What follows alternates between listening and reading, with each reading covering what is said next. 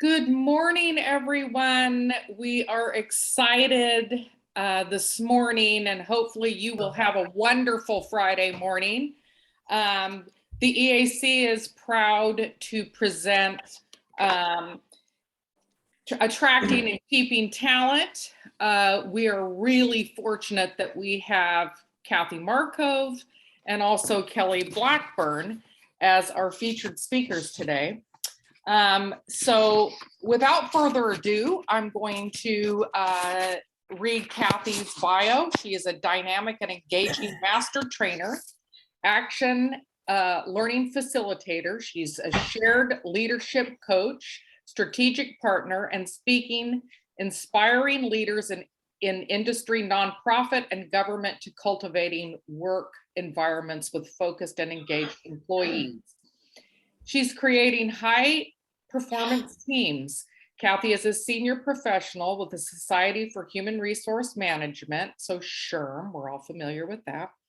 A certified action learning shared leadership coach accredited in distant education, and she also holds a master's degree in international and intercultural management. Kely Blackburn is a human resource business consultant at Morrison Garritano. She has a strong educational background with a BA in organization leadership and communications from Penn State and a master's in organizational performance. She has built a strong career in human resources and operations over the last 15 years and is passionate about shaping HR decisions that empower workforce development for the future. So with that, I'm going to hand it over to Kathy and Kely.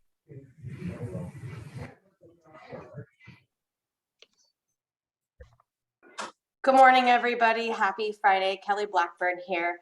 So I know purpose is why we do things. It's the why behind our actions. And today you decided to join us for several different reasons.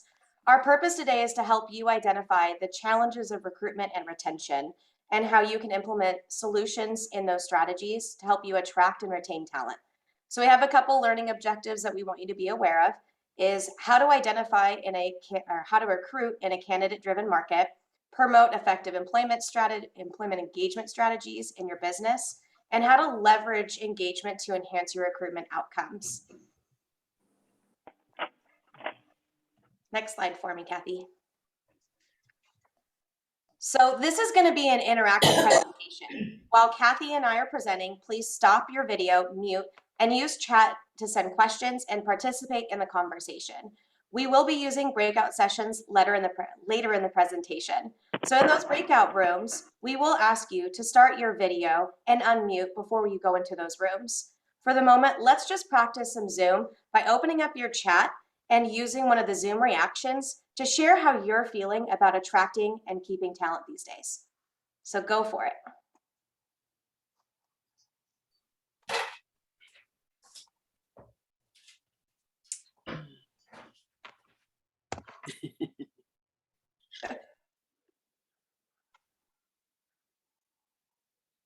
Oh, look at all that. Some people even say they're doing okay. Some people have money, but it costs money, or you're getting money. Some people are okay. Some people are not okay. Yeah, we've got some people saying good. So in my experience, what I'm seeing is a lot of my clients are like this. And this may be you too. You're doing everything that you've always been doing, but you're still getting empty chairs. Not only in the recruiting process, but many people have reported to me that they go through the whole process of bringing someone on. They decide this is a great person, but they don't show up on the first day, or they come for one day and they don't come back, right? This is what the experience of many people are these days. So we want to really understand where these reactions are coming from and getting a little bit more information from you. So in this presentation, we told you it's going to be interactive. We're going to be using Zoom as we are, but we're also going to be using some Google documents. So I want to start by presenting you with a Google form. This is a little anonymous survey. We're not collecting any information from you. So I want you to click on that link. That'd be better than holding the phone up. Open up your browser. Now, I was just hearing a few things. If people can put themselves on mute, that would be great. If you can open up your browser and, or your browser should automatically open up. And you can take this. So it's just asking a few kind of demographic questions about what's going on with you. And they're just a few. It shouldn't take you long. Most of them are yes, no. But if you could do that for us, then we get some information about who's on the line. We have 59 participants. This is big. And so if you could please put that, complete that, we'll start to look at the answers.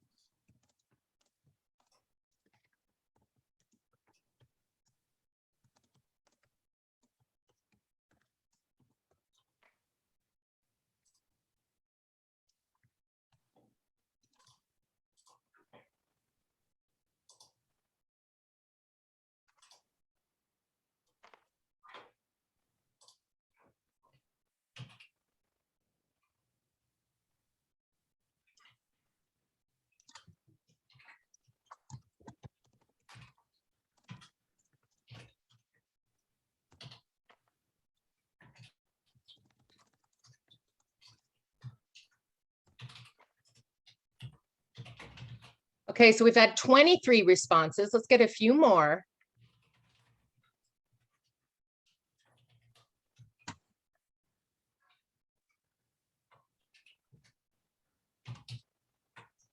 Loretta, come on inside. I don't trust you. I'm sure you're fine.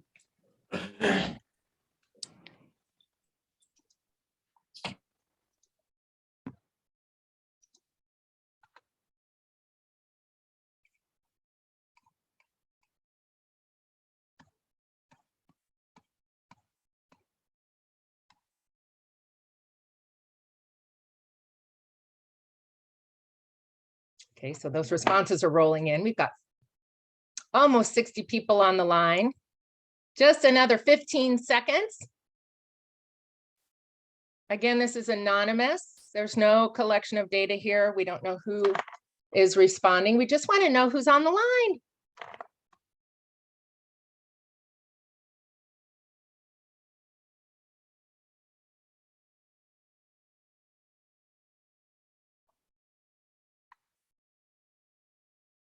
Okay, so let's take a look first at the chat. Yeah, what we're seeing is people have said they're getting ghosted by candidates, right? That you get a link for unemployment, but there's no follow through. It's very challenging, but you're working on it. It's hard to get qualified employees. You know, there's a couple things we know. The workforce has really changed. In San Luis Obispo County, according to workforce data, there are 10,000 less active job seekers or people that want to be part of the job market than there were pre-pandemic. That's almost 10%. And another shift in the last 5 years, over 50% of the workforce is either millennials or Gen Zs, and they have different needs. So let's look at what you have. We have here that the majority of you have 50 or under employees. That in the past year, it has been challenging for you or almost impossible. So if we add that up, you know, it's almost 90% of you said it's challenging or almost impossible. Which jobs do you post more? Indeed, overwhelmingly is the one that people use. You know, honestly, I didn't expect this many different job boards. right? But Indeed is the one that people are using the most. And I know Kelly's going to talk about, maybe there's some other places too. You might want to broaden that, have more than just one place to go. Which positions are hardest to fill? What do we have here? Entry level. And we've got all sorts of different responses here across the board. Do you use social media for your recruitment? Almost half of you say no, and 55% say yes. We're going to talk about that today. Do you have an employee referral program? Over half of you say no. Almost 60% of you say no. So you see a little bit where we're going. What are some of the best practices? Social media, referral programs. Do you proactively check resumes online? No. Yes, this is good, right? We need to be more proactive, because Kely will explain to you why that is.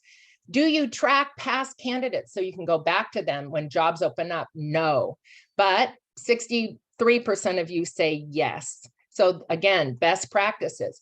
Do you have an employee engagement strategy? About close to 50-50 again, right? This is really important, as we will see. Do you feel like recruiting strategies are a revolving door? Yes. So 2/3 of you say yes, right? Revolving door. You get people in and as many or more people leave.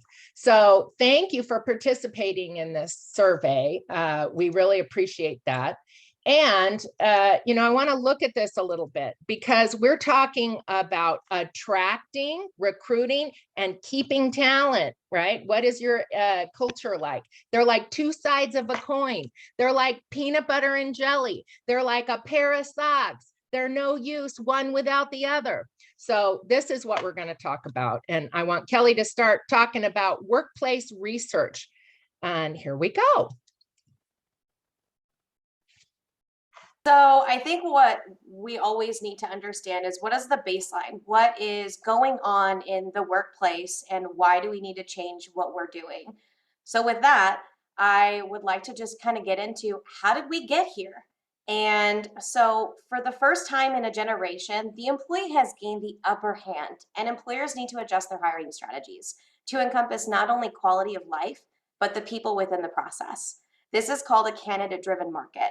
In this type of market, candidates get to call the shots in their hiring processes and leave employers with less bargaining power, which is why we're all here today, because we're super frustrated and we don't understand why the actions that we're doing are not creating outcomes or filling positions.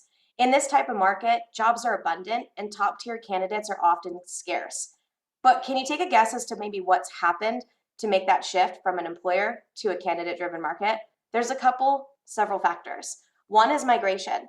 People are simply leaving the area, reducing people's talent pools to what they used to be. Preferences. Workers have changed their industry preferences. ZipRecruiter recently reported that up to 70% of those that worked in leisure and hospitality are looking for opportunities in other industries. The economy. We all know that the economy really drives a lot of our choices, both personal and professional. And with gas tipping almost $6 a gallon, people might be looking for other industries or closer to home opportunities. And the last, ability to choose. When jobs are abundant and candidates are scarce, people have a variety or a menu of opportunities they can choose from. And with that, how are you going to be able to emerge their opportunity of choice? But here's another thing I want you to consider. Not only are we dealing with a candidate-driven market, but we also need to look at skills in a different way. I'd like to kind of educate you on kind of how we categorize skills. So, fun fact is that there is a shelf life to skills, and skills generally have what's called a half-life, meaning about most people with skills have to be reskilled in about 5 years, and those with more technical skills have to do that again in about 2.5 years. So with that, you also have categories, meaning perishable, semi-durable, and durable skills. Well, perishable skills are those short-term, those dependent, industry-specific, that are usually linked to company, organization, their structure, their policy. Those semi-durable skills, as we can see, last a little longer and usually remain quite relevant with the assistance of tools, evolving processes and technologies. But lastly is the durable skills. These are independent. These are personal dispositions that are often transferable from industry to industry. So the key point here I want to leave you with is that researchers suggest that business leaders need to create a new model of thinking. And how do we do that? It's by questioning yourself with these emerging questions. Are the skills that you're looking at in resumes, are they more durable? Or are they perishable? Are the skills that you're looking at more transferable from jobs, families, and industries? And are skills in demand now, or will they be what we want in the future? But also, not only with the evolution of skills, we actually pulled from our friends at the San Luis Obispo Workforce Development, we pulled some stats to see what are employers looking for these days and what have they looked at prior to the pandemic and post-pandemic. Hopefully that's where we're at. And interestingly enough, from 2018 to 2020, most of employers are looking for these top 5 skills: communication, verbal and non-written, cooperative team players, customer service oriented, organized, meaning can they manage their day? Are they good at managing different tasks? And are they self-motivated and independent? But what I'd like to let you know is that what we're asking and what you're looking for today is probably not what you're going to need in the future. And most researchers suggest that in 2025, our wants and ideals in a candidate are going to change to more of those durable skills like problem solving, self-management, being able to work with teams and people, and using technology. So when it comes to skills and recruitment, there's also something I also want you to be aware of. It's called the revolving door. And employee turnover does have consequences on a company's operational costs, and it reduced the company's social capacity. In a recent study, a majority of candidates left their opportunities for several of these different factors. And according to the US labor statistics, more than 4.3 million people voluntarily quit their jobs in December 2021, slightly below the record that was hit a month prior. So employee turnover rate is a rate at which employees just leave their organization. There can be a variety of different reasons. They're voluntary or involuntary. But a company's turnover can really be an indicator of its culture. And that leads me to the next part of this is, what is culture? Why does it matter? How does recruitment and my turnover rate, how does that all involve with my culture? Well, it does. According to Glassdoor, 77% of adults would evaluate a company's culture before applying to an open position.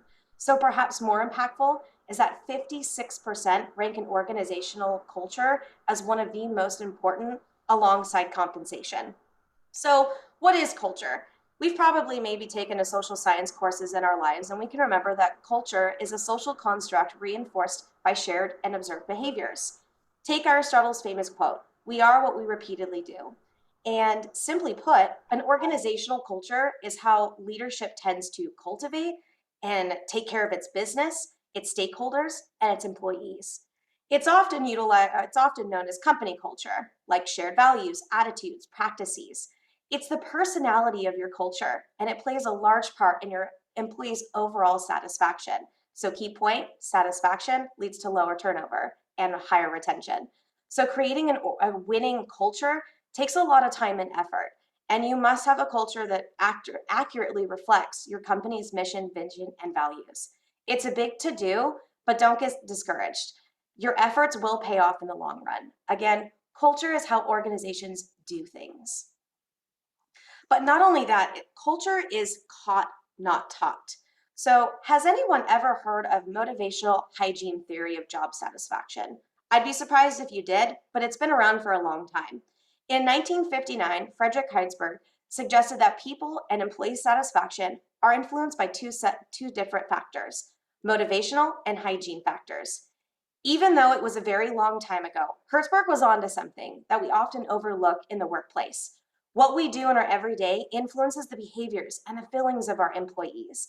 Managers need to design a people strategy that reflects their organizational environment, their hygiene. But you also want to make sure that you're not overlooking those motivational features. And culture, again, is key. Leaders and companies need to engineer the right attitude and create the right environment for employees to work in, where employees are better placed, supported, motivated, and all, Increase their employee engagement and satisfaction. Remember, people are your greatest asset, so take care of them. So with that, I know I've given you a lot of information when it comes to what are we doing in our recruitment, what market are we dealing with, how does culture play a key, which leads me to Kathy. Kathy's going to dive into a little bit more into engagement and how you can make it a reality in your organization. Kathy? I have to unmute. Thank you, Kelly. Yeah, and I'm kind of a geek with these theories. I just love this Hertzberg theory.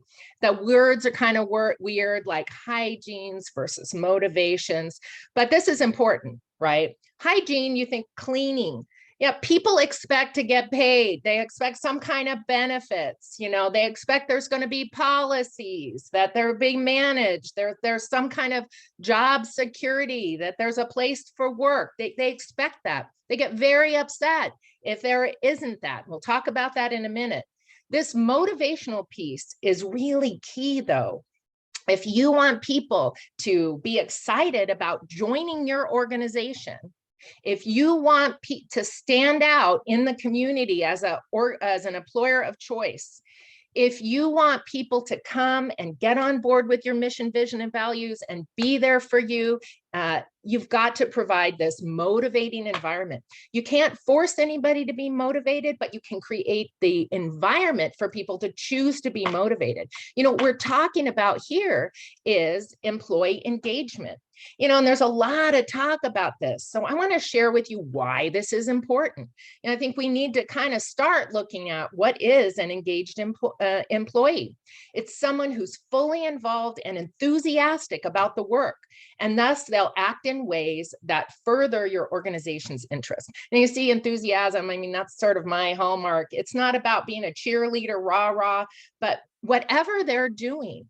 I have a plumbing company who has enthusiastic employees. They just love coming because they know how important the work that they're doing is for the community, right? There's a trash company that is here in one of the communities that I work in, and people are very excited and committed because they know that the work they're doing is essential for a healthy, happy community, and they're enthusiastic about it however they show it. But this is what you want. You want people that are committed to the mission, vision, and values of the company. But for far too many people, work has become drudgery, right? This is why we had this great resignation. People who had choices took them during the pandemic. It was a time to reflect on what are my values, what's really important. And, you know, you're going to need to overcome that because, again, we know that there are fewer people in the workforce in San Luis Obispo, but in the Central Coast in general. We've got a couple of other factors. It's very expensive to live here. I know a lot of people, friends of mine who've moved, lots of them to the South, Tennessee, North Carolina, Texas. Why? Because they can afford to buy a house and raise the children the way they want to, have the lifestyle that they want to. So there's a lot of factors we're working against, but one thing for sure, people will not stay if they're not excited about working for you.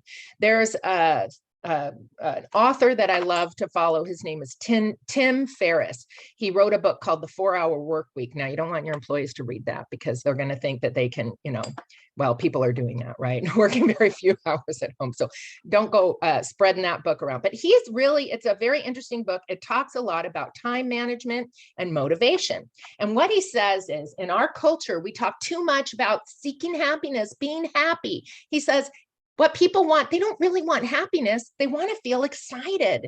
And I think he's really right about that. We want to feel excited about what we're doing. And we don't want working at your place to become drudgery.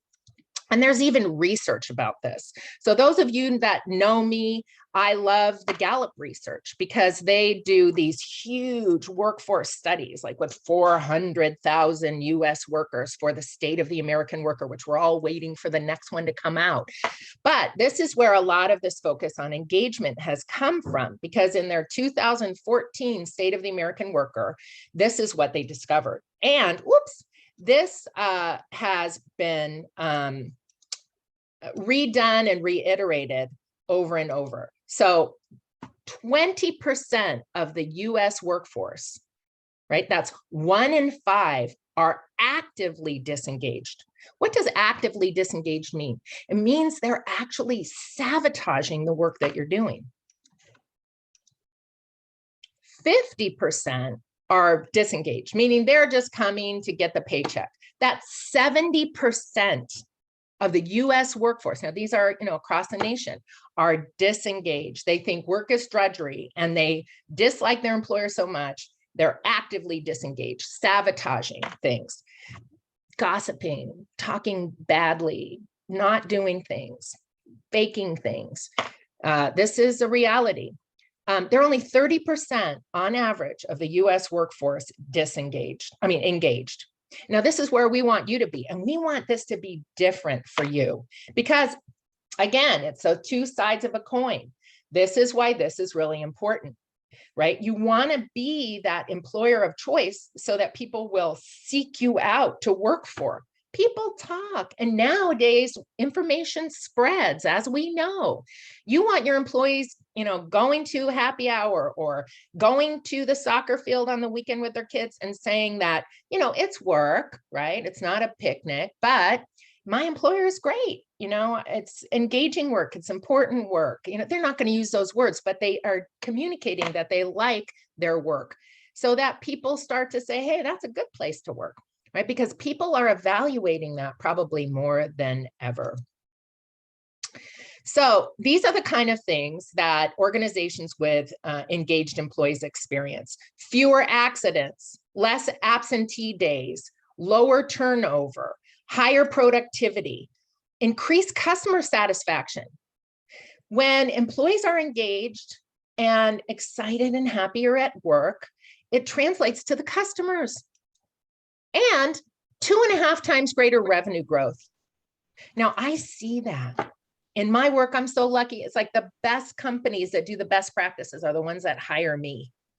And they do have greater revenue growth, less turnover, higher productivity, because they're investing in the culture of the organization. And again, it's like two sides of a coin, right? Which comes first? I could have put the chicken or the egg. They go hand in hand. Right? It's time to work not only on recruitment strategies, but your engagement strategies, and be honest about that, right? The worst thing you could do is say, hey, it's such a great place to work. Everything's so wonderful, and bring people on. And it's nothing like what you said. Think of recruitment as the first part of training, and you're training people about the culture, and you're looking for that culture fit. You don't just want a warm body. You want someone that fits in the culture. This is why you need to be clear on that and have an engagement strategy. What are the primary causes of disengagement? Now, this is very interesting research. 54% of people say they're disengaged because they're not very proud of their company. Actions by leaders, bad press. No one has explained why what they're doing is important. This is, people want that sense of purpose. Kely talked about purpose being important, right? 70% of employees lack confidence in senior leadership. Now, I think a lot of I do this, preventing harassment in the workplace. And this leads also to congruence between what you say and what you do. You can't be the kind of, oh, we are so great, we're so wonderful, we always do things right. And then people see you doing things that aren't right, right? People see that. And as a leader, they're not going to come to you and say, hey, what you did wasn't right, because they're worried they're going to get fired, right? So they put up with it, but they lack confidence in leadership. And then they think, well, why am I working so hard for this person, who's making the big bucks? Finally, the number one reason why people are dissatisfied and disengaged is because they do not have a good relationship with their direct manager. Now, let me say, they may like their manager as a person, and I've had people say that, right, to me, but they don't like the way they're managed or supervised. That's a word that isn't used well, but supervision, anyone who has people that they're directly reporting to are supervisors, and there's an art to that. It's about working with and through people, and there's no prescription. It's depends on the person, on the situation, all sorts of things. But you might say, well, we don't have that problem. We do exit interviews. Well, there's a best practice for you. But I can tell you, because I do exit interviews and I talk to people anonymously about their work experience. In an exit interview, I cannot tell you, because usually I come in as an outside person, how many times people have said, well, I don't want to say anything bad. I like my boss as a person, right? I care about them, but I hated being micromanaged. They just dumped all this stuff on me and I didn't know what I was doing. I didn't like what was happening, and there was either not enough supervision or they were over involved in micromanaging. It's very disengaging to people, right? So where does this statistic come from? Because to your face, they also don't want to say things that are going to set the people that are staying later, their coworkers, up for some kind of backlash from saying something that's going on. And a lot of times people take it on themselves. Well, it's just me. I had trouble working with them.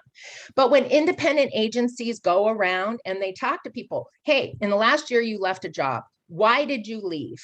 Voluntarily leave a job? And 80% of them say it was because it was a bad supervisor. So you need to invest in making your workplace a motivating environment and help people stay, so that you can, cultivate that really positive work environment. To retain your talent, you have got to be a better employee. Now, here's a quote from a motivational speech that I went to. And I thought this was funny because it's a little bit backwards. Here's what this guy said. He said, if you don't take care of your employees, your employers are going to take care of you. Remember, we live in California and people have more information, whether it's good or bad or whatever. They have more information at their fingertips than ever before. And this is a typical scenario. Someone gets the stink eye, right? Now we're moving into workplace harassment, and they think they've been discriminated against because of whatever, right? So they have their cousin's brother's friend is an attorney, and they go and talk with them. And the person listens and says, no, that's not harassment. They were just trying to get you to do your job.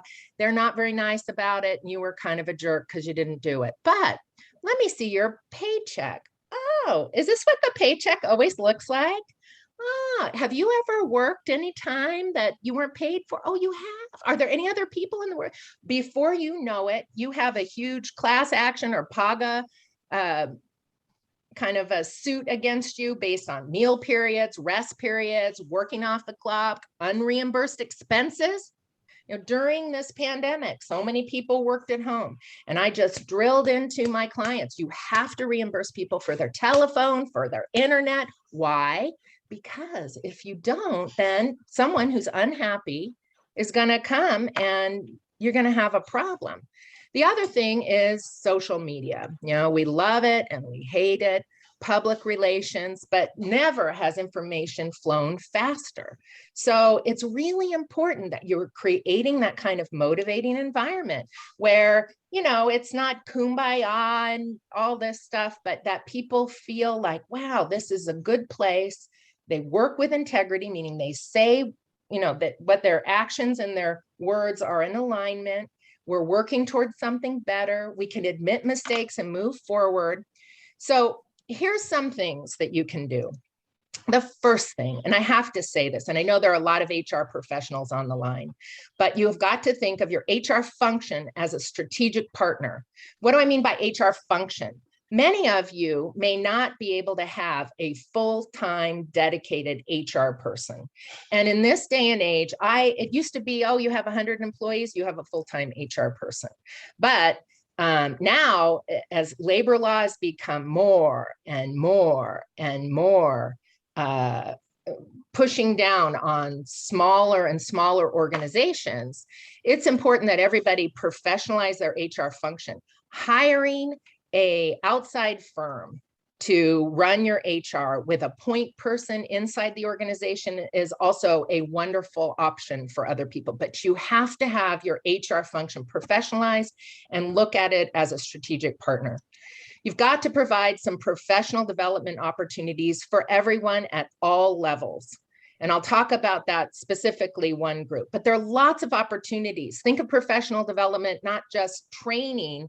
It could be job shadowing, on the job training, sending people to conferences, letting people do something like this. This was free. You have to be resourceful. Look at your Chamber of Commerce. Look at your associations. Kely just made a talk yesterday at the Wine Alliance up in Paso Robles, right? Send your people, not just the owner, send your staff to things like that. It might cost you a little bit of money, but how's it going to make people feel? It makes them feel like you care about them, not only for the work they do, but an investment in their personal growth and development that they can keep throughout the rest of their career. Right? It is huge. Next thing, ensure your performance management systems measure results. Gone are the days you can look at butts in seats. And I'm having lots of conversations with people that say, we need everybody back in the office. Well, let's look at the last 2 years. I have several companies whose revenue has gone through the roof. They're doing better during this time than they ever had, because guess what?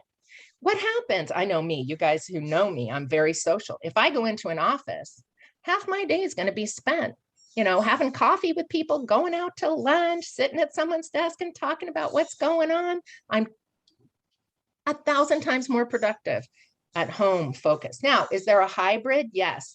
Nevertheless, you need to be thinking about managing performance on results, not just time in the office or at the desk.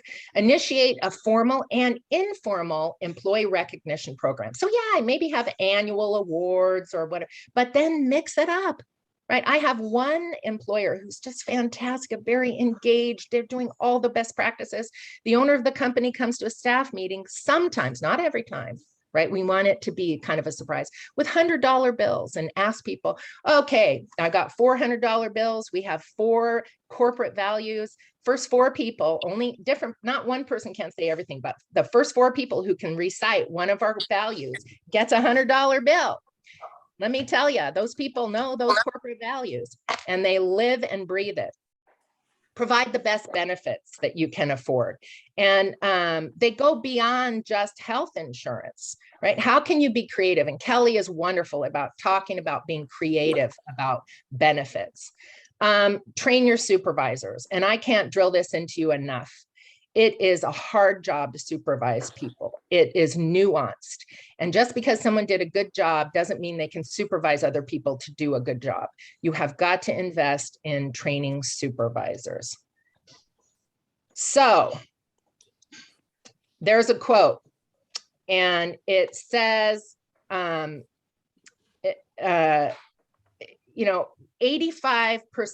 of a new hire regrets their decision to take the job on the first day. Now, why is that? Because they came to work and there was no place to put things. There was no one greeting them. They didn't have the equipment, the passwords, right? You put all of that work into hiring them. They get excited and they come and it's like, bum, right? Do you want it to be all about HR paperwork? That should not be your onboarding first day of work, right? And think about it, not just the first day, but how can it continue on, right? Why do you throw a party when someone leaves? You should throw a party when someone comes. So there's lots of best practices out there, but their first couple of weeks, make it really special. So they say this, I love my job. And this is really important. So the question is, what kind of impression is your company's onboarding making on your new hires? Here are some simple free things you can do to be a better employer. Show genuine interest in everyone. Get to know people's names. Go around, manage by walking around. Catch people doing things right and focus on the future. Even if they didn't do something right, say, well, next time, right? Don't harp on the past. No one can change the past. Next time, do this. Or I loved what you did. Keep doing that in the future. This is motivating, like, oh, I have a future in the organization. Yay. Develop mission, vision, and values and get everyone excited about them. This is key. Don't just have a piece of paper on the wall. Do like what I shared. Make them alive. Find appropriate ways to have some fun, right? Maybe it's not this day and age, go out and have a happy hour and have a wild Christmas party where everybody gets drunk. There's a lot of risk in that, but you still can have fun, right? And maybe get the employees involved in that. The bottom line, value and take interest in everyone who works for you. So that's about one side of the coin. Now I'm going to turn it over to Kely to talk about redesigning your recruitment. Thanks, Kathy. So we know that the conventional hiring approaches of yesterday are just not the solution. And we need to start redesigning our recruitment. Well, one way you can do this is to compare your process to the six-step recruitment model. We want to proactively prepare and review your process. So what vacancies are available? How can we revamp our job description? And obviously look for avenues to push your job advertisement out. Review how you source candidates and identify channels that capture more candidates. Is Indeed or Craigslist really working for you? Or have you considered other channels like LinkedIn or ZipRecruiter? What do you do to screen candidates? And how many steps are you involving before a candidate is even in the building for an interview? Remember to do this because you had a reason previously, but is it really necessary now? Create consistent selection processes. So what I mean by that is everybody on the same page? Are you using the same questions for different positions? Are your interviews engaging or are they flat? And are there any additional pre-hiring steps that you need versus wants? And finally, examine your onboarding and look for opportunities to streamline your overall process. So once you look at your process as a whole, we also need to kind of revamp how you're actually, reviewing candidates again, right? So a big indicator of that is you need to throw out what's out with the old and in with the new. Next slide for me, Kathy. Perfect. So remember those questions earlier. Are the skills more durable or perishable? Are they more transferable from industry to industry? Are the skills in demand? Are they going to be ones you're going to need for the future? This encompasses a skills approach in reviewing candidates. Ideally, your recruitment should not simply just be answering questions to fill gaps, but it should be proactively focused on building the specific kind of skills and experiences that the organization especially needs and that you can build off of. The other point is look for talent, not a title. Stop looking backwards on resumes. Don't let the position fool you. Look for those durable skills. Resumes highlight what candidates can do for your business. So be open. Stop looking for that purple unicorn because it's not there. It may be present in your kids' cartoons in the morning, but they're not going to be on your candidate's resume. Create healthy search conversations. Focus your conversation on what you're looking for, not who you're trying to replace that was previously in the position. And what partnerships can you develop in bringing those skills to the forefront? Which brings me to collaborate with your team. Who better has a perspective on what's needed for that position than those that are actually working shoulder to shoulder with that position? What works, what doesn't work, what actually needs to get the job done? They can identify those emerging questions and help you evolve the skills of the job. And I can't tell you enough, sell your business. Job advertisements are a way to highlight what you can offer. Use pictures, use buzzwords, create a story that makes you stand out from the crowd. So as well as we can do here, there's also factors I want you to be aware of. So one, be transparent. Be ready to answer those hard questions and don't lie. We all know the honeymoon period exists. Don't be caught walking with not being able to talk the talk and walk the walk. Candidates know more than you think. So come prepared to answer those hard questions, especially about your operations during the pandemic and your goals for the future. Know your audience. So based on the position, who are you trying to capture? Different candidates want different things. Take, for example, Generation X. Their individuals have been exposed to a colossal amount of information and are truly considered the first global generation. This has definitely shaped their attitudes and their wants in their future workforce. And they have a very underlying lack of trust in employers. Gen Xers want their freedom and they seek out opportunities for their potential. Be consistent.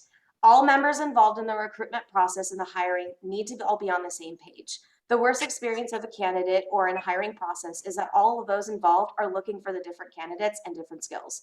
Tighten that up because it will implode your ability to turn around a timely offer. And be responsive.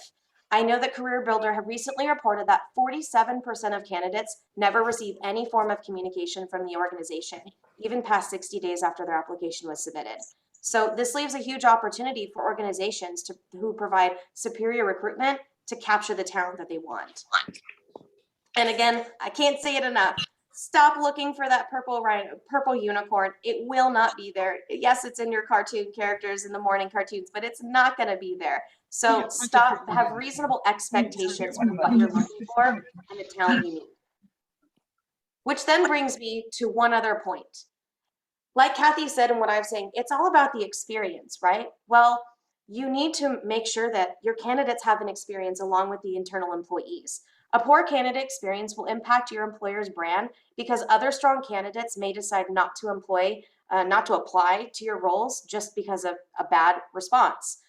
Another common complaint is they're being ghosted. I heard from a few of you that you said that you felt like you were being ghosted. Well, candidates are feeling the same way. And the data backs this up in terms of making sure that you actually follow up, but also create a great candidate and recruitment process. So 42% of candidates will not apply to a position if they had a bad experience with you in their onboarding and or candidate process. Candidates are also 38% more likely to accept a job offer when they have a positive experience. And 72% of those who have a negative experience will tell others about it. So key point, it's like throwing a rock in a lake. So as the information spreads, it's going to in turn impact your recruitment and your ability to retain talent. So a couple different things I want you to be aware of to really create an experience for you. One, a well-written job description can engage a candidate and convince them to apply to the position.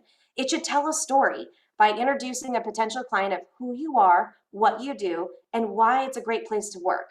Think of it as a way to tell a life and the story of what they're doing in their job from day to day. Use it to market the opportunity and be clear about how you distinguish yourself among the must-haves and the needs. Streamline your processes and improve your application process and remove unnecessary application steps, to make sure that you are doing what you need to be doing that's more proactive. So again, questions to ask is, what does the application process look like? Is it long? Is it tedious? Do they even know how to apply to your position? Look for ways to automate your onboarding. Technology is your friend, not your foe. People don't need to be tech savvy, just tech tolerant. And structure your interviews. Come prepared and customize your approach depending on the role that you are searching for.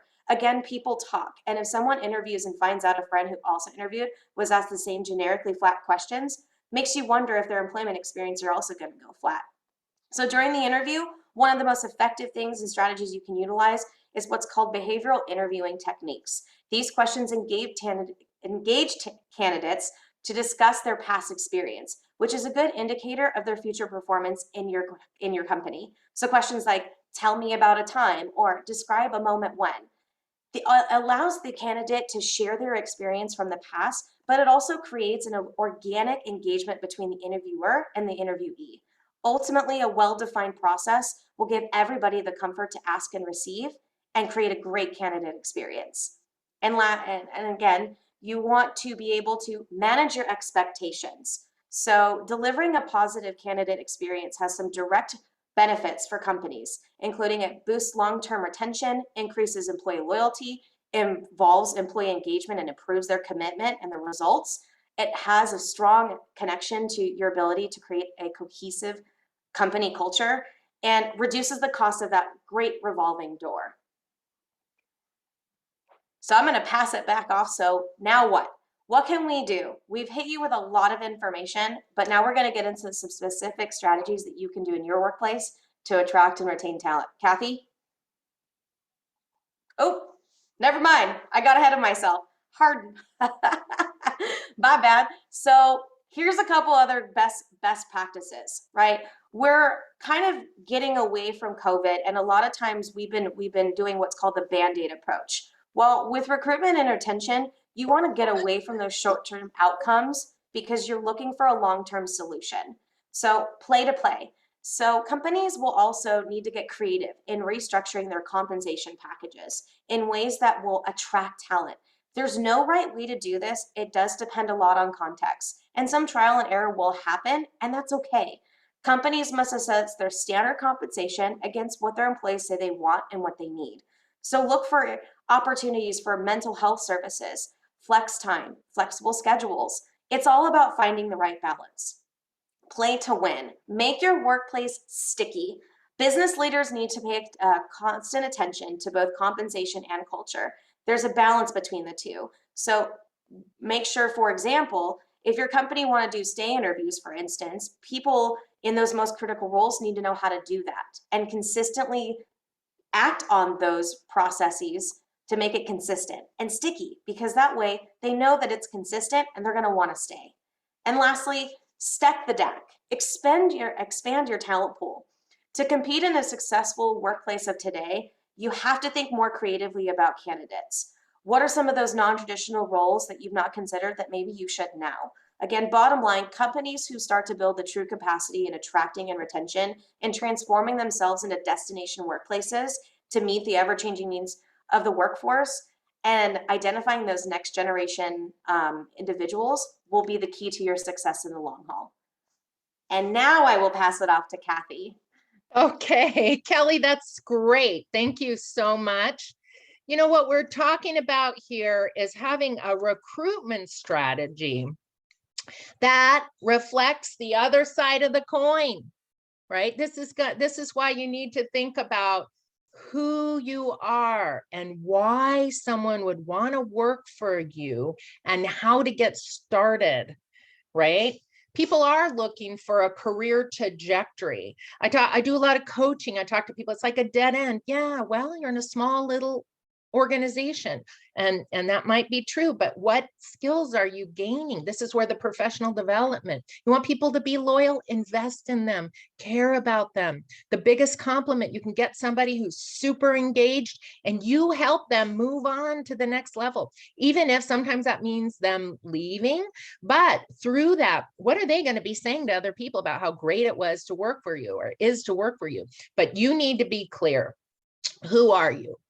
Why would someone want to work with you and stay and be engaged? And how do they get started with your organization, but also to grow, develop, and unfold in your company, in the industry, as a professional? Be authentic. You know, the best way to do that, involve your employees and use not just social media, but beyond that, be multimedia focused. And I'm going to give you some examples and make it easy. So here are, a couple things when you're thinking about, things that you can do, what to communicate. Can you offer flexible working conditions? Can people work 4/10s? I just read an article today where some people, they start work at 8, they end at 3, and then they do their thing with their kids and they come back and work from 7 to 9. Can you be flexible? Some workplaces will allow that, some won't. Do you have referral fees for current employees, right? Give it 90 days after retention, you get a bonus. Consider the precedents in terms of signing bonuses and recruiting bonuses. You start those things, people are asking for that. I had someone applying to a nonprofit position and they were really out of the ballpark in terms of salary, and they wanted a $5,000 signing bonus from a small nonprofit that had, less than $200,000 a year income. They can't afford to do that and continue to do that. So be thinking about what precedents you're setting and what makes sense for your company. So on recruiting, let me give you a couple of examples. Now, the first one I'm going to share with you is how to be clear. Now, this is from the Foreign Service. This is actually from, how to become a Foreign Service officer. And you may say, well, Kathy, that's like this big organization. Well, what I'm saying is, how do you be clear? They have an infographic and they put it on their website. It's very long. It goes on about all the different steps to become a Foreign Service officer. Now they have 8 steps. You may only have 2 or 3, but this is important. for people to start to consider, how can I get started in that industry? How can I get started with that company? It takes the thinking first to make it a reality.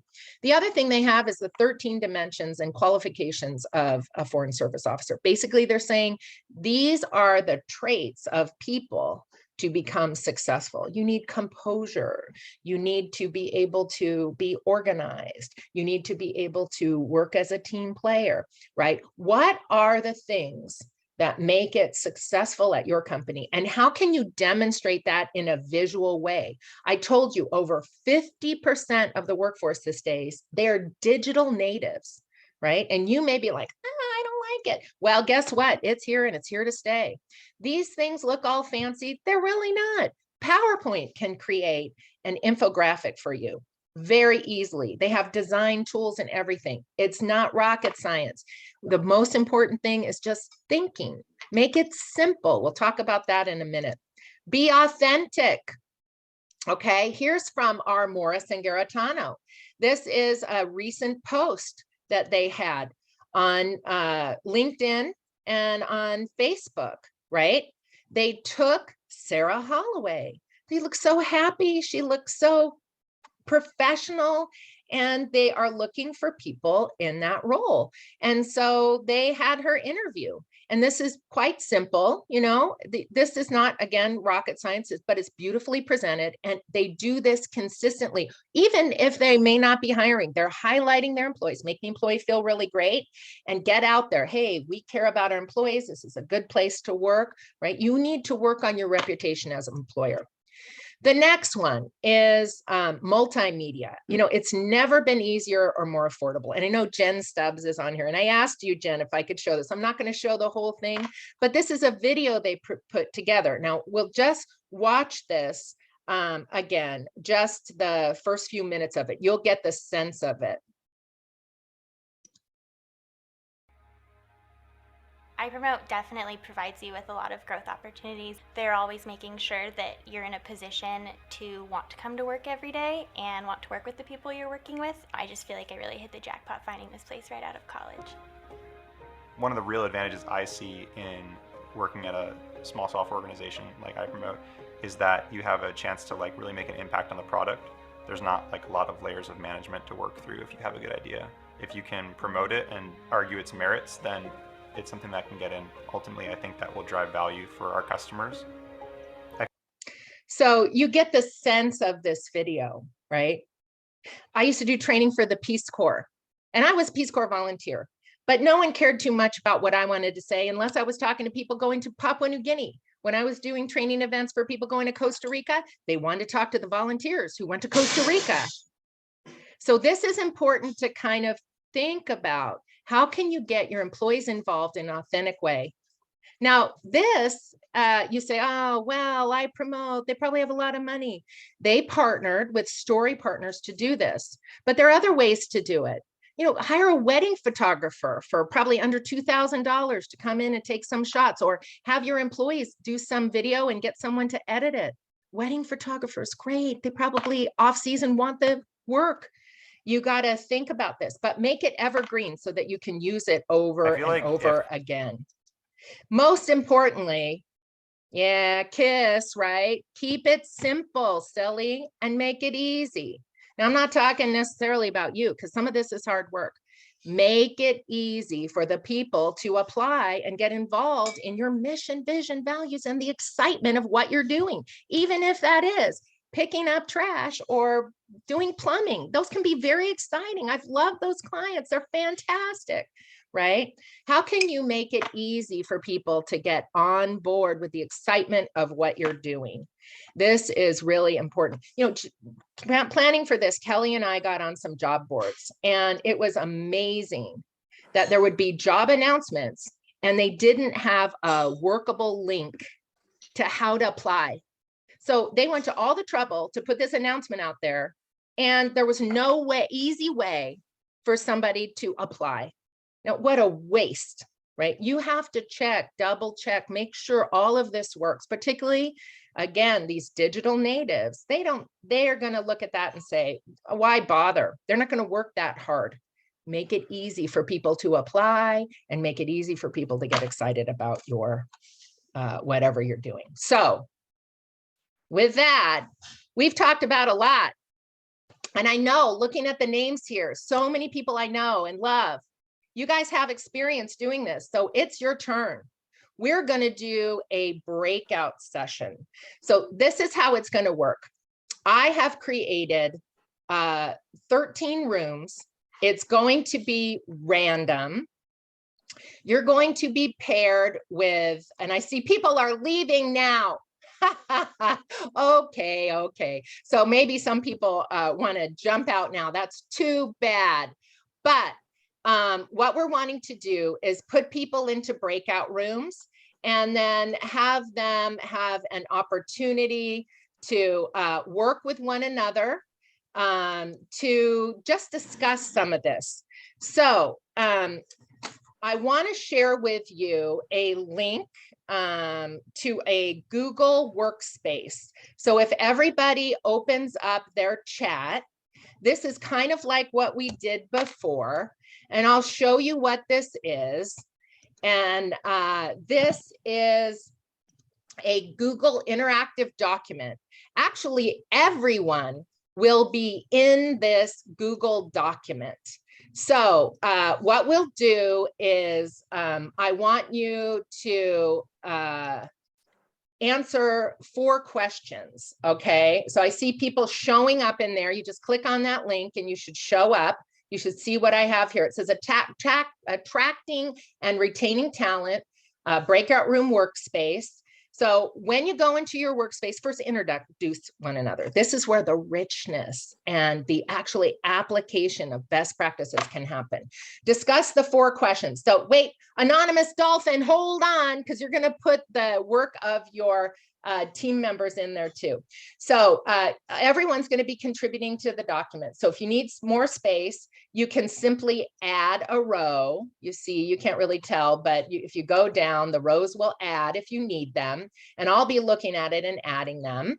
I want you to answer these 4 questions. What top recruiting strategies presented today stood out for you? And I love that anonymous dolphin said flexible work hours. What top engagement strategies stood out for you? What other best practices have worked for you? And what other strategies have you tried that did not work for you, and why? I want you to have a conversation with one another and then add your comments and thoughts. We're going to give you about 7 or 8 minutes. We can watch what you're doing. So if you haven't been in breakouts, it's going to happen automatically. You don't need to do anything. When we get ready, when you're in there though, you can't, Kelly and I can't hear you. There is a button for you to leave. If you have a question, come back to the main room. I'll be here. I can put you back in your room. Note what room you're in. And have fun. Enjoy interacting with one another. Do we have any questions before we start?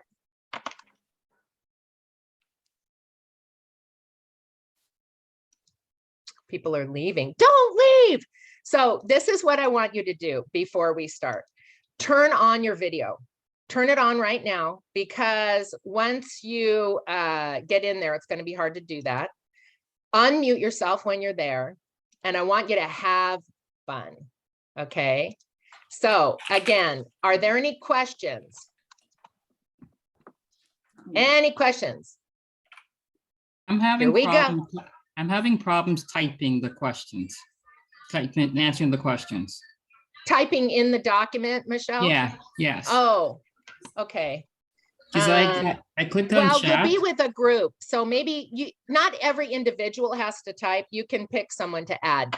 So when you get in there, Michelle, I think you're going to be working with some wonderful people. We have got a couple Michelles, but I think you might be with some great people. So that will be helpful. And it's not everybody has to write in there, but the ones that the people that somebody from the group has to do that.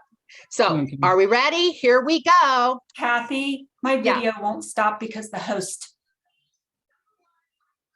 It won't let me start my video because the host stopped it. Oh, okay. Okay. That's Nancy. Yeah. Okay. There, I asked you to start the video. Yeah, and everybody hold tight on entering any of your information on this sheet until you get into your breakout room. So I see a couple people are trying to throw in some comments here. Do not start doing that until you have a collaborative conversation to kind of identify your thoughts. So hold tight. And if you did write something, share what you wrote and then talk about it. So here we go.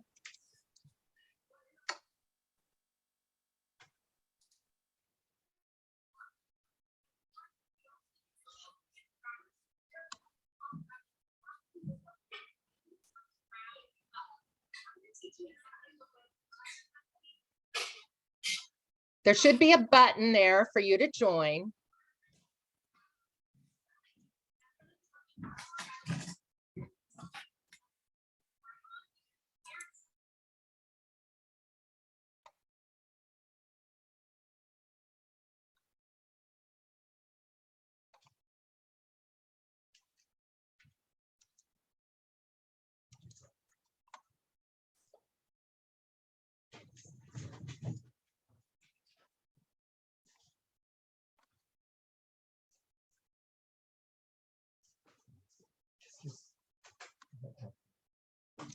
Bye, honey.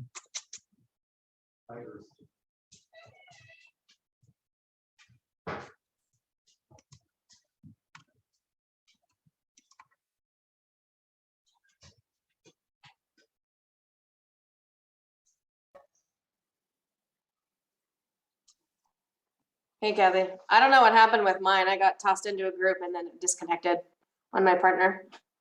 Huh. Diana, hi. Did you get the message to join the group? Huh. If you're in the main room, come back in. Okay. So this is interesting. There were a lot of people who left when we decided to do the breakouts, but we've got group 1 has 3, even though 5 are assigned. Group 2 has 3. Group room 3 has 5. Oh, Stacy's there. We could bring Stacy back. Group 4 has 4 people. Group 5 has 4. Group 6 has 4. Oh, that's pretty good. Should we bring Stacy back? If you want, or she can just leave her in the room. I'm curious how we can get these other folks that I'm seeing. Yeah, I think what has to happen is you have to say, join the thing. So they may have stepped away. Gotcha. Okay. I freaked a little bit because I thought, oh my God, we only have 7 people on. But Diana, I know Diana, she might have been pulled away. Maria, I know Maria too. So these people may just have been pulled away or left. Yeah, that's interesting. So once we started doing interaction, they jetted. It was also 10 o'clock. Yeah. It was also 10 o'clock. So, okay, so the thing that I'm missing is how long they've been in there. So funny, all these different platforms do different things. Mm-hmm. Where are we? Anyway, Kelly, I think it's gone well. What do you think? I think it went really well. I think, I mean, I know it's a hard sell for some of those smaller organizations just to like even chomp off and try to make changes. I know that it's just one of those things where like you can't teach an old dog new tricks, and some people are always like trying to sink their, dig their heels in. But I mean, the point is just to think differently. And so hopefully they took something out of this, right? So that's yeah. cool. Oh no, I think it went well. Yeah. Okay, someone got kicked out.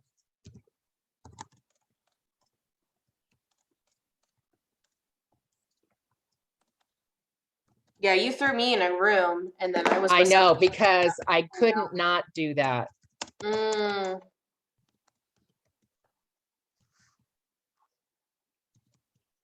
We're getting. So I wonder if they're typing in their stuff. I'm gonna check. Because I'm.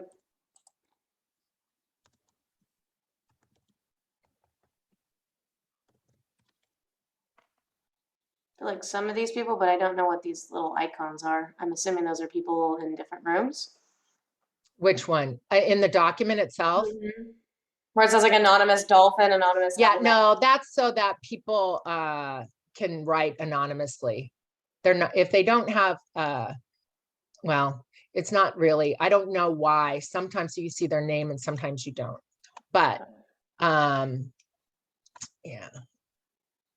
That's interesting Okay. though that a bunch of them, when we did breakout though, they all like dipped out real quick. That was kind of Yeah. crazy. I've never seen that happen before, but I can see why if it was a hard stop at 10, if people thought we were ending at 10, maybe, I don't know.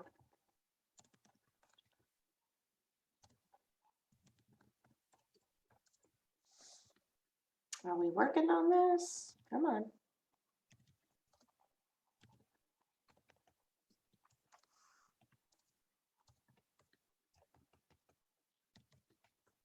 We still have time.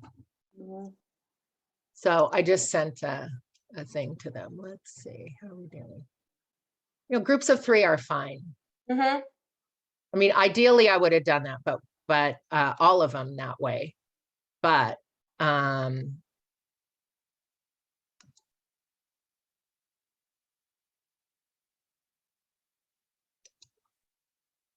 just moving people around. I got some email of people, I got kicked out.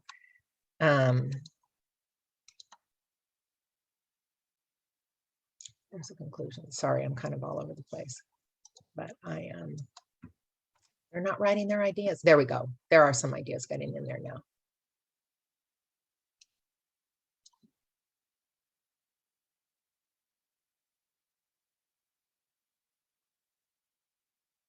How about I tell them they have, well, in a couple minutes, I'll tell them they have 2 minutes.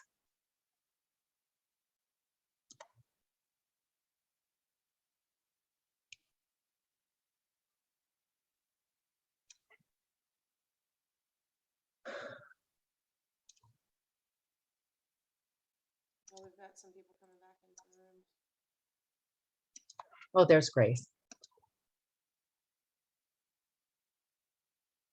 Hi, Grace. Hi, Grace. Yeah, hi. Hi, welcome back. I'm sorry, you sent me an email and I was presenting, Kelly and I were presenting, so I didn't see it. I am sorry. We're doing a breakout now, and I can put you in the breakout room, but I want to share something with you, okay? Can you pull up your chat? Okay, I can.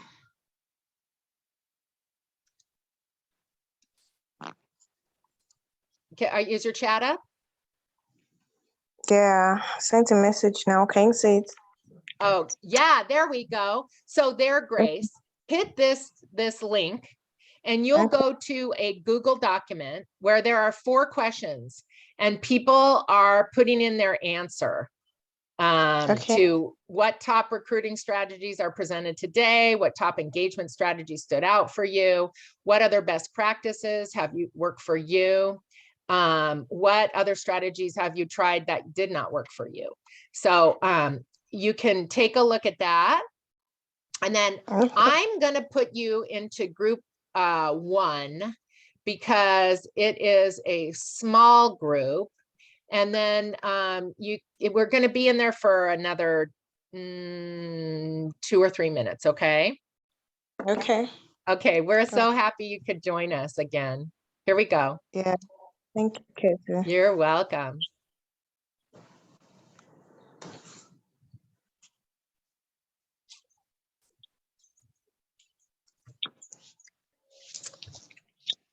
How much more time do you think we should give him, Kelly? Give them more, like 1 more minute, maybe. Okay. Grace, did you see the way to join the group? Yeah, I'm trying to fill in the form. No. Oh no, go into your group and talk with the people in your group. Did you get a little button to join the group? No, I didn't. Okay, so let's try that again. Okay, I've seen it. Yeah, let me join now. Thank you. Join. That'd be great.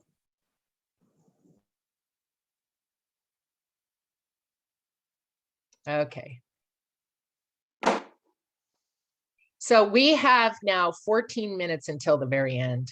You know what's interesting about, I'm so glad we did 1 document because they can read as people are writing. So I don't think that needs to take that much time. What do you think? How about when they come back, I'll greet them and just say, I think all I'll say is, look at this. We're not going to read through everything. Look at this fantastic work you did. I'm going to send you the link to this as your handout. No, I'll say this. Kely and I'll come from me. I'll send you the link, the recording, and the slide deck sometime before the end of today. And then you will have that. So let's leave them in there a little bit longer. How's that? They're making some good work on this. They are. They are.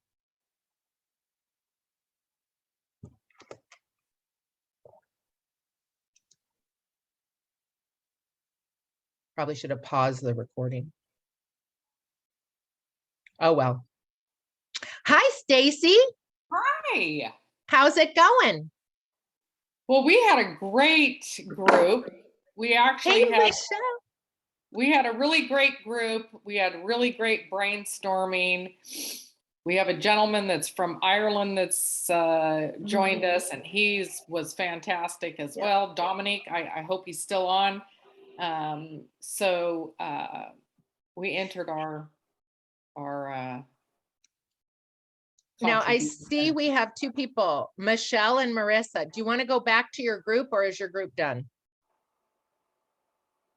Our group is done. We were checking with Stacy. So good. We're good. Yep. Okay, good. It looks like, do we want to bring Dominic back? He's still in the room. Yeah, he has choice to come back. I'm going to send a broadcast message. I'm going to give people 2 minutes.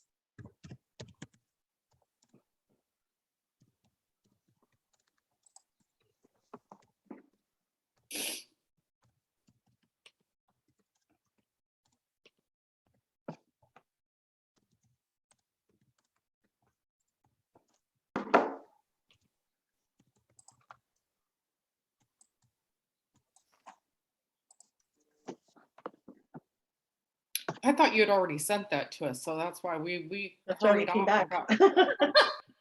That's what I could have stayed there and talked to them. Yeah, you could have, but that's okay. Now we get to talk to you. So they're right here. So I'll chat with you anytime, Stacy. Now I know Stacy Church well, and of course Kely and Michelle, but Marissa, I don't know you. Where are you from? Hi, Kathy. We're probably within like 5 miles of each other. Oh, really? Where are you? I'm in San Luis. Yeah. So I'm with a medical practice and have been like everybody else, just putting one foot through the next through the pandemic, and it's been a hard year. Yeah, so I feel like we've all earned stripes. Can we get like some kind of agreed upon medallion that demonstrates what we've done the last little bit? Yeah. I used to tell Stacy and our workforce staff, like, your grandkids will ask you, what did you do during the Great Recession? And you can feel proud you were helping job seekers. Well, now they'll say, what'd you do during the pandemic? We just, we stayed alive. I'm going to end. There's going to be a 30-second countdown, and then everybody will come back. Okay, here we go. 30-second countdown. And then Kely, I'm just going to take a couple minutes to share I'm not even a minute. And then I'm turning over to you for final thoughts. Yay. Sorry, we're going back into breakout rooms here, is it? You did. And I heard wonderful things about you. Dominique, you're from Ireland. Oh. That's right. Yeah. At the moment, yeah. I thought I was Scottish, and then I did my DNA. I'm like 98% from Southern Ireland. Very interesting. That's another conversation. Hello, Kathy. If we had time, people are coming back now.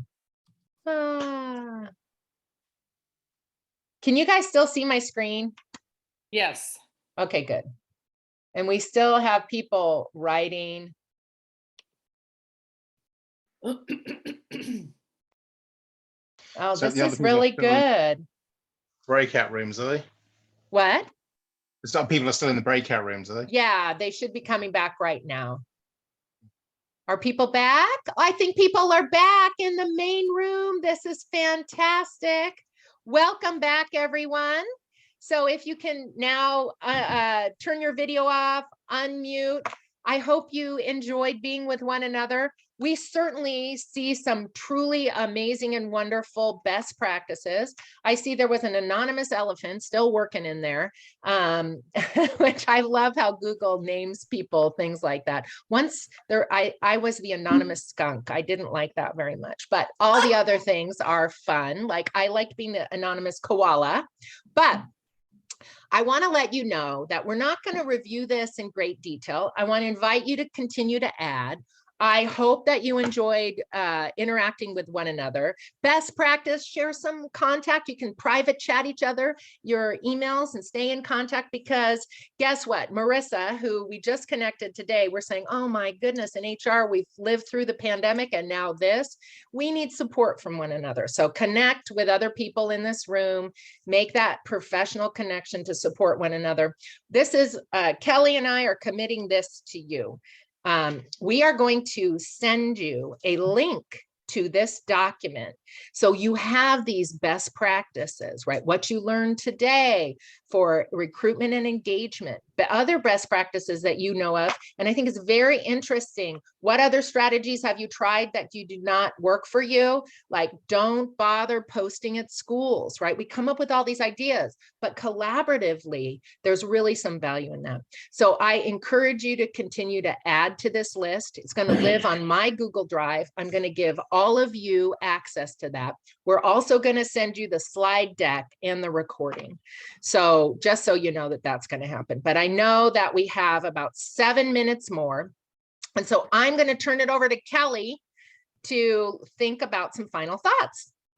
So, I want to just reiterate, purpose is why we do things. It's the action, but it's, the why behind our action. So hoping that today you kind of got some great ideas to start to run with. Again, failing is being able to learn from your mistakes. And if you fall flat, it's okay. Keep trying, keep doing it. Everybody is very much in the same boat. Everybody's having issues with recruitment. And I think it's because we need to get away from the conventional solutions of yesterday and start moving into other ways of thinking.